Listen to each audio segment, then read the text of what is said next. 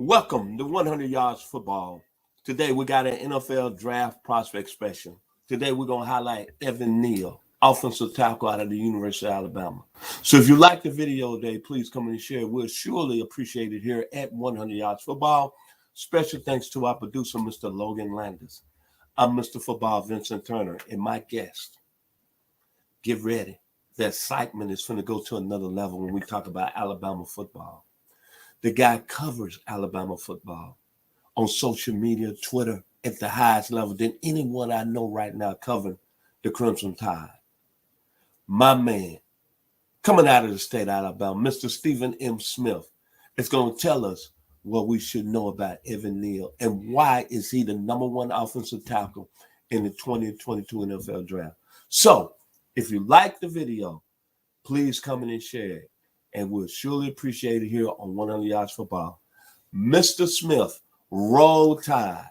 Tell us why this young man is a top 5 pick coming up in the NFL draft in the next 3 weeks. Mr. Evan Neal. Well, my man, the one thing I got to say about Evan Neal is I have enjoyed covering him for 3 seasons. I mean, came in as a 5-star from Florida, from IMG Academy. But you want to talk about probably the most versatile offensive lineman in this draft.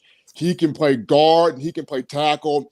And I'll say 3 things. Number one, the young man is highly athletic. He can move.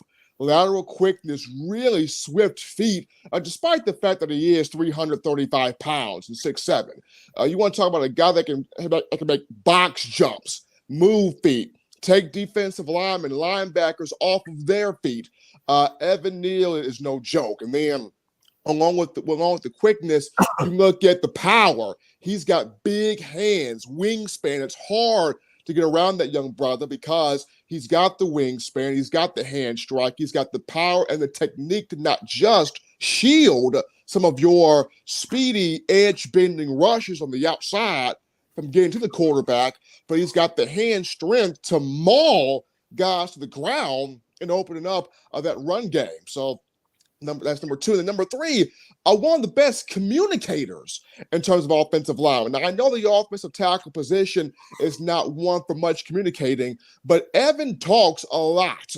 He communicates the calls across the board, across the line. He knows what his job is as well as what everyone else's job is. So I look at the size of Neal, the versatility of Neal, of the communication of Neal. But here's the big stat right here. In his 3 seasons, we're talking about over 30-plus games in his career. He's only given up, 3 sacks? That's insane.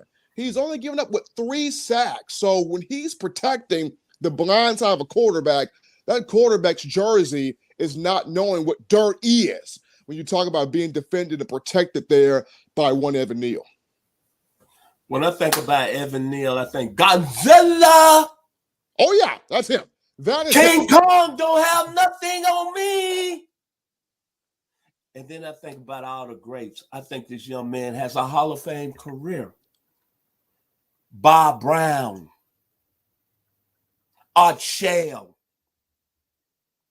Willie Roth, Jonathan Ogden, UCLA, California, YA. And Orlando Pace, the Ohio State. And then a young man from the state of Alabama. I don't know how he got out of Alabama, went down there and played at Florida State. But he did his thing at a high level with the Seattle Seahawks, Walter Jones. So, Mr. Stephen M. Smith, when we look at this young man, compare him in terms of all the other great offensive linemen in the Alabama football history. I'm going to say this, as good as guys like John Hanna and Chris Samuels and Barrett Jones and DJ Fluker and Andre Smith and Cam Robinson, and Bam's had a lot to come through here. When I look at Evan Neal, I think he's the most freakish, gifted athlete of the bunch. Evan's parents are genetically gifted. So when this man got on campus, you want to talk about the freak of freaks? This was the freak of freaks. Freakazoid! I'm telling you, and they built this man in a laboratory. That is how insane this dude is. I mean, he comes in at 6'8", 360.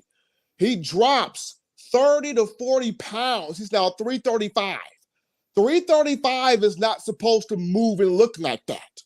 Different breed of athlete when you talk Evan Neal. And if I'm the Jacksonville Jaguars with the number 1 overall pick, you've already franchise tagged Cam Robinson, who's a former Alabama player, offensive lineman in his own right. I would take that number 1 pick and I would invest in Trevor Lawrence, get Evan Neal. That way you already got your 2 tackles. You got Cam Robinson protecting one side, Evan Neal protecting the other side. Trevor Lawrence did not have a true rookie season because of the fact that Urban Meyer got more of the press than what Trevor Lawrence did. So if you want to give this man a rightful do-over to his rookie season, get him another offensive tackle, and now we can truly see what Trevor Lawrence can do in the NFL. If I'm Shad Khan, if I'm Doug Peterson, if I'm Jacksonville, this is the man I'm taking with the number 1 pick. I'm drafting Evan Neal. Please give the people out there your contact information, Mr. Smith, so they can follow you, covering the University of Alabama and all these great prospects that's going into the 2022 NFL Draft. Oh, absolutely. They can follow me, touchdownalabama.com. We're putting down Crimson Tide, nothing but Crimson Tide, touchdownalabama.com. They can follow me personally on Twitter. That's at Coaching M. Smith on Twitter, at Coaching M. Smith. I'm covering not just Alabama football, but everything dealing with this program. But yes, the football is where I get the checks from. So at Coaching M. Smith on Twitter. My final words. Evan Neal has got an outstanding chance to be one of the best offensive tackles that's ever came through the state of Alabama, the University of Alabama, entered into the NFL. I like the young man. My nickname for him is Godzilla. King Kong don't have nothing on me.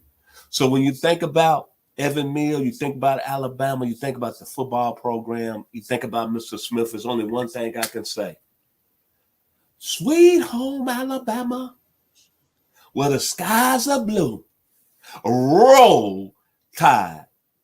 Once again, to our producer, Mr. Logan Landers, for making it happen this morning.